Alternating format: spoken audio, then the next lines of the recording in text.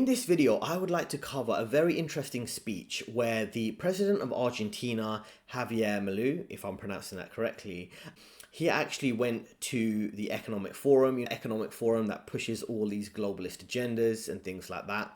And he went there and he gave a speech that was calling out and criticizing the woke agenda, standing up for men's rights, critical of feminism, and also talked about the general workplace meritocracy and how the woke cultures destroyed the work environment.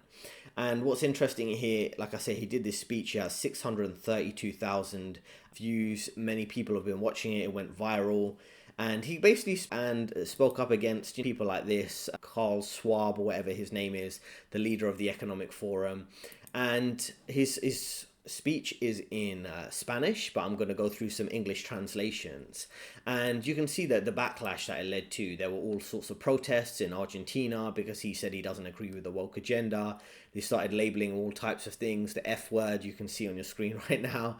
And then the rainbow flag community had a big go at him and started complaining against him because he said he didn't agree with that being pushed on kids. And then you can see all sorts of protests because people don't agree with his opposition to the woke agenda and DEI. So let's look through some select quotes. We're going to go through firstly what he said about men in terms of the woke culture, how it impacts men, then radical feminism, and we're going to finish up with a bit more about his view on DEI and the workplace culture. First quote I wanted to focus on, he says, he's talking about radical feminism here, and he says, and they carry the banner of the gender-based wage gap. But when you look at the data, it's clear there is no inequality for the same work, there is the same pay, but rather that most men tend to choose better paying professions than women.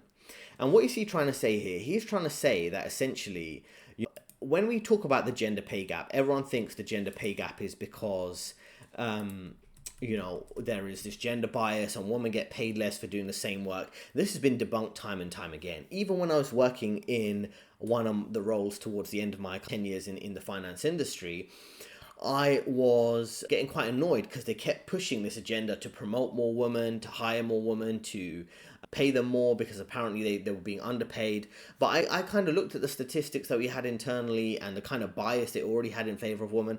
And I mention these things sometimes because it would just be never-ending criticism of men or preferential treatment for women.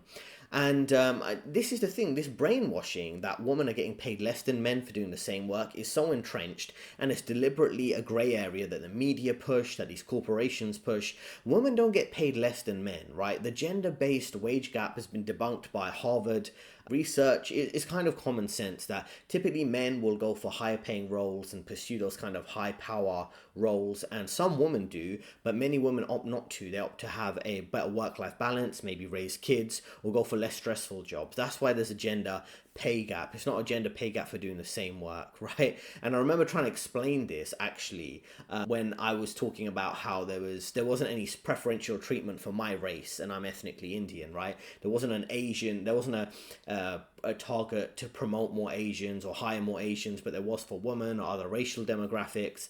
And I was saying this is kind of unfair. And the Asian woman on the phone, actually, on this little meeting we had, she started lecturing me, well, you're a man and you get paid more than me for doing the same work. Well, that's not fair for me, is it? And I was trying to explain to her that's been completely debunked.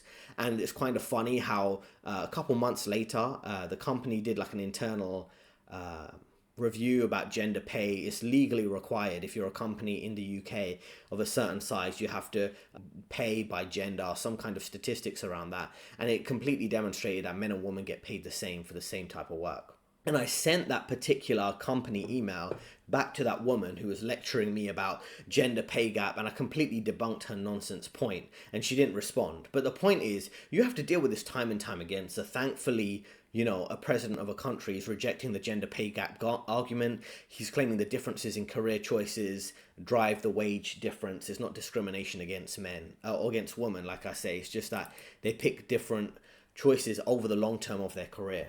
And then he talks about another difference between men and women here. However, they don't complain about the fact that most prison inmates are men, or that most plumbers are men, or that the most victims of robbery or murder are men, let alone the majority of people who've died in wars are actually men, right? So if we're going to say, oh, men are oppressing women or whatever, then we have to think about, okay, well, most men do manual labor, which is the foundation of this civilization. Plumbers, electricians, constructions, majority men, like 99% men, right? Most prison inmates are men. So if the vast majority of people in prison are men and not women, are we going to say the prison system's discriminating against men? We need to put more women in prison because men are overrepresented in the prisons, right? That doesn't make sense. This is the type of logic that feminists use. I'll say this, most men are working in manual labor in the coal mines, on the oil rigs. We need more women. Why is there like 90% of men working in these roles? There's an underrepresentation of women. Can we get more gender equality there? See, when feminists tend to push for their preferential treatment, it's really for air-conditioned email jobs. And if you haven't heard the term email job, it's just the majority of corporate jobs are just kind of sending back and forth pointless emails and sitting in an air-conditioned office, and women want special treatment, more promotions, getting into senior committees, board level executives. That's where they feel they're underrepresented, not in the vast majority of roles that men tend to work, which aren't necessarily the most high status, right? And it highlights the social neglect in all these narratives against men, or men working difficult, dangerous jobs, higher incarceration rates, and casualties of war. And again, the freedom that you have, right? I know there's lots of controversy around wars and who was the good and bad guy. World War II, there's lots of debates around that. But either way you look at it, the men are on the front line defending freedom, a nation, an empire, and protecting people, and mainly protecting women. So he kind of challenges this narrative. And then next up he says, if you raise these points about the gender pay gap, about men, maybe majority working in manual labor, being the majority of prisoners, things like this.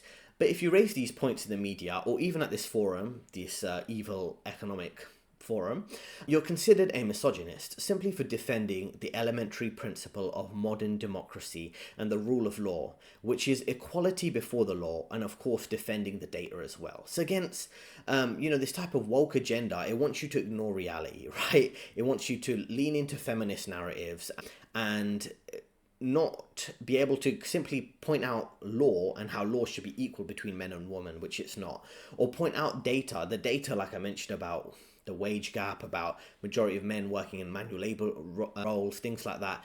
These are like statistics, you can't really ignore that. There's this famous Jay-Z quote where he says, men lie, women lie, but numbers don't. And what he means by that, you can't really, there's a clear statistic there, you can't really ignore it. If, for example, 95% of manual labor jobs are men, you can't say women are oppressed, because where are the women in those hard manual labor jobs, right? If you're going to say, you can run through any of these statistics, right? The whole point is all of these ridiculous, woke, DEI, feminist type of narratives are very easily debunked. And thankfully, it's not just people on the fringes now, like myself and others, who are allowed to kind of describe this. Now it's actually people who are in positions of power. And I assume, my question then becomes, why is that? Now, a few weeks ago, or last week I think it was, I covered an interesting video about Mark Zuckerberg. Now, Mark Zuckerberg has decided to be pro-male all of a sudden. Now, so is the leader of Argentina. So what is going on here? I don't know if there's the establishment, the elite, the people in positions of power above presidents and CEOs, people we never see, Rockefellers, Rothschilds, people like that. Have they all of a sudden given the green light for a pushback on the DEI woke agenda? Because I find it a bit suspicious, but nonetheless, at least the culture is actually shifting to acknowledge realities and not being so weirdly over-the-top anti-male. So now we're going to move on to some of the points about radical feminism and his perspective here. Radical feminism is a distortion of the concept of equality, even in its most benevolent form. It is redundant. As equality before the law already exists in the West, everything else is a quest for privileges, which is why radical feminism truly seeks pitting half the population, women against men, when they should both be on the same side. So that's what he's saying. If the law is equal between men and women, all this feminist push is building a narrative to give favorable, unfair, special treatment to women. But again, this is something that typically isn't acknowledged in this society. It's typically like, oh, well, we've got a narrative. It has to push to control and constrain men and show preferential treatment for women. Next up, we have this. Everything else is a quest for privileges, right? Now, he's talking about that aspect of bias in favor of women under the law. The thing about this little quote is I think he talks about how feminism is quite divisive between men and women. It's deliberately creating an artificial manufactured gender war. And in a sense, a reactionary movement to that is the manosphere or is the red pill type of content, right?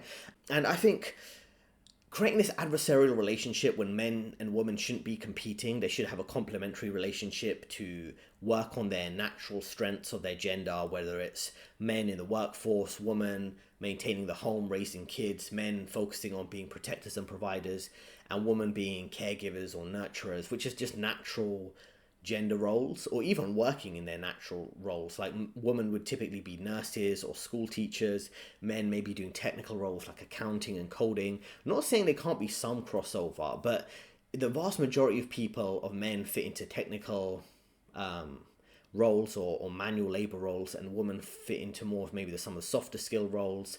Rather than do that, you've created a completely upside down world, pushing men out of most of these unless they're low status, high stress jobs. That's what seems to happen for the vast majority of cases. But this is something they don't want to acknowledge. And again, this system's broader agenda is to break down the family structure, prevent family formation, lower the birth rate. So it's clearly there is an agenda for them to be pushing this type of thing.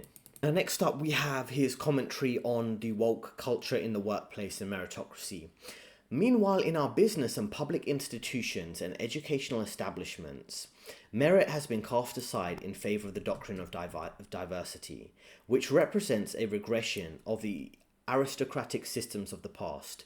Quotas are invented for every minority politician, so they can come up with all the types of ways of undermining the excellence of institutions. Wokeism has also distorted the issue of immigration. The free movement of goods and people is a fundamental pillar of liberalism. Now, what he's trying to say, and he's meaning liberalism in a different sense, not the woke agenda here, right? What he's trying to say is that, DEI undermines meritocracy. If you have a quota to hire a certain race or gender, and all of these hiring quotas distort fairness, distort meritocracy. If you work hard, you want to succeed on the basis of that. And it suggests prioritizing identity over actual skill. Now, when it comes to the expansion of state through these type of woke policies, he's talking about this kind of forced compliance that is required to these political ideologies by all the people who work in a particular country, who want to function in it socially, right? They're forced to comply with these type of political ideologies, and it puts people under a lot of pressure. Now, what ends up happening is you have a president, like you can see here, speaking quite openly and freely. And if you weren't aware of Argentina, what's going on there, Argentina has suffered from quite high inflation for many years, and due to messed up economic policies, he's trying to fix that internally. He's trying to make sure people can actually afford to live, even though he has to adjust the currency in a very kind of tricky scenario. He's also considering working on crypto and Bitcoin, similar to El Salvador. He's really someone, I don't think he's perfect. Like any politician, they have their own agenda and secret connections behind the scenes we don't know about. But at least they're trying to push in the right direction, which would be against the woke agenda, genuinely having equality between men and women, and not just some favoritism bias to women. But it shows the level of entitlement when people just are going to label anyone the F word, as you can see, or the R word, on the basis that they have their own opinions, right? Many corporate and political leaders started to who were already aligned with DEI policies were kind of speaking out against him, and also many of the attendees of the Economic Forum were kind of divided, and they found his views kind of inflammatory. But this is what it takes, is that people who are brave enough in some sense to go and talk at these forums, similar to Vice President J.D. Vance, who went to Europe recently to speak out against their censorship and their kind of unfair treatment of people. and their freedom of speech and ability to criticize the government, right? And his comments ended up, in the case of Argentina, he went back to his country and there were people protesting against him, right? These entitled feminists, the rainbow flag community, denouncing his views as a threat to gender equality and things like that. There were all types of pride protests going on because he kind of criticized that some people in the rainbow flag community are doing inappropriate things to kids. I'll just put it like that, right? The media did their typical trick where they label him as far right and they oppose his feminism, abortion, things like that, and all the other progressive policies. Essentially, they said he had a war on diversity, this type of ridiculous type of narrative, and people are tired of this narrative. I don't know who's actually buying this narrative at this point, right? Like, people are burnt out on the criticism of President Trump. They're burnt out of this kind of constant attack because many people, and it's not just men, it would be comedians, many people with jobs, actors, men working in corporate jobs, even women who have different opinions, right, who might be leaning more right by this society's definition.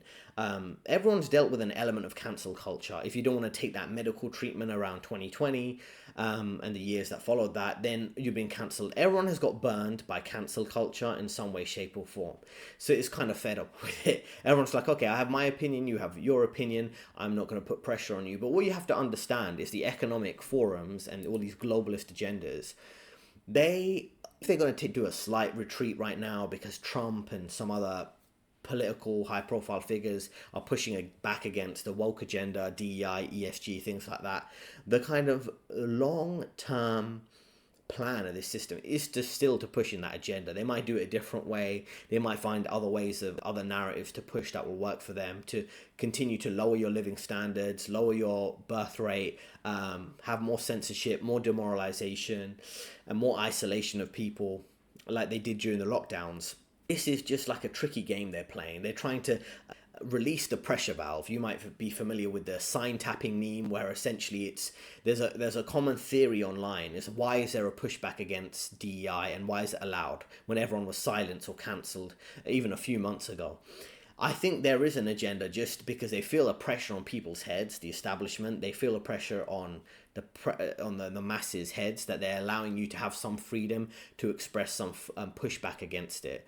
Now, where does this lead to the long term? Hopefully, countries like Argentina do become more pro-freedom, more pro-liberty, similar to El Salvador, maybe incorporates more crypto, does have genuine meritocracy and maybe a low tax environment. So many companies who are kind of struggling, to be honest, in parts of the West because they want to innovate and they have all this red tape and regulation in the UK, in parts of America. Some of them relocate to Latin America. I know a few years ago, some crypto companies relocated to Chile in South America and a few other countries because there's less of a regulatory framework, so people can be a bit more free with their innovation. And if they can be free with that, they can be free with who they hire in the fire. It's not about, we have to have a certain amount of women in each department, otherwise we're going to get cancelled by the woke or the media, things like that.